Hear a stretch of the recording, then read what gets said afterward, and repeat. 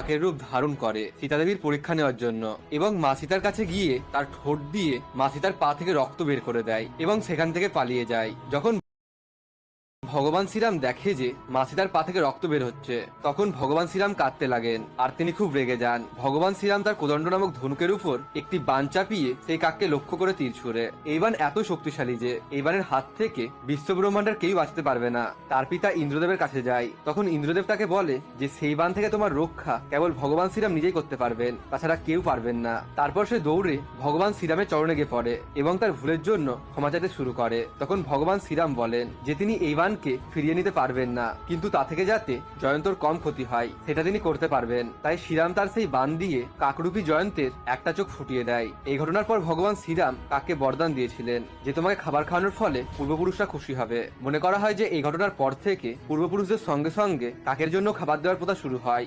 ইন্দ্রদেবের পুত্র জয়ন্ত কাকের রূপ ধারণ